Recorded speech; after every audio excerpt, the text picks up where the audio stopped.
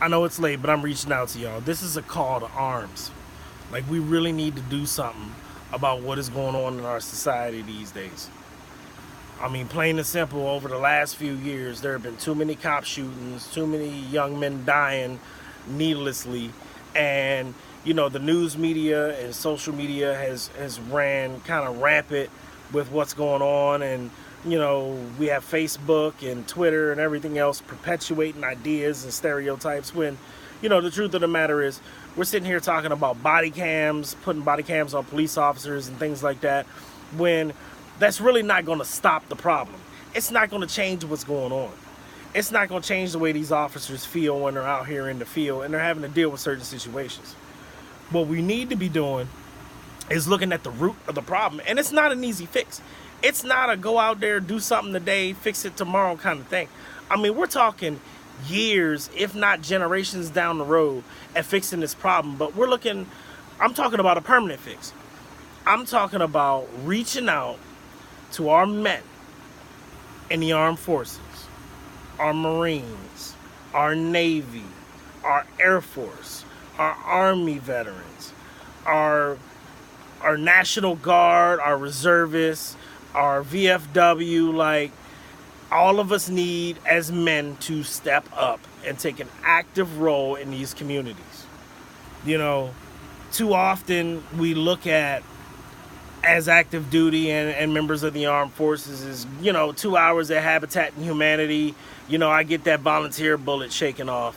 You know, let me go out here and do something at Goodwill or donate some clothes. I can knock that down on my performance report as a volunteer bullet. But really what we need to be doing is actively getting out here in these communities. And I'm going to say this. As professional men and women, we have been trained as leaders, as mentors, as subordinates. We have been trained in facets of change management, dealing with crisis situations. We have our own first responders. Like, I don't really understand how we have this much training and this much professionalism and experience in all of these men in the armed forces, and we're not taking a bigger, more active role in these communities. I'm not talking about the ones and twosies going out to the YMCAs and things like that.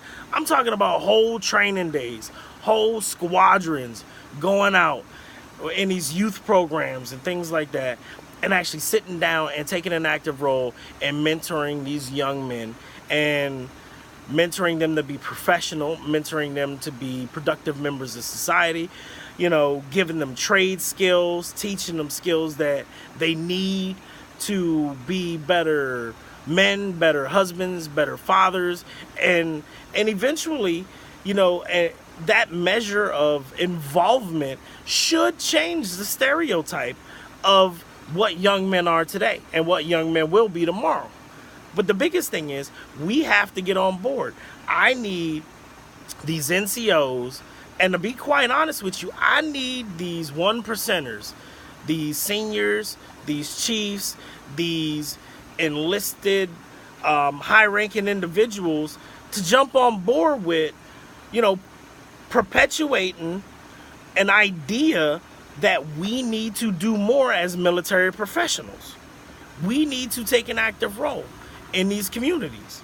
I mean, we sit here and we talk about how we do what we do to protect the country, but when are we going to start protecting us from ourselves? When are we going to start changing the mindset of what society thinks these young men are about?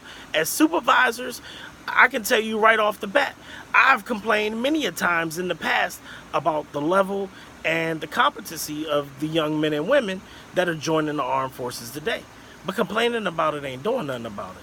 So my point is, I need these joint chiefs of staffs and things to look at what can we do as an active United States military force and professionals trained in mentorship and leadership to guide these young men and women to be better people, to be better members of society, to be more productive members of society, and to change the moral compass in the way that we look at our youth today.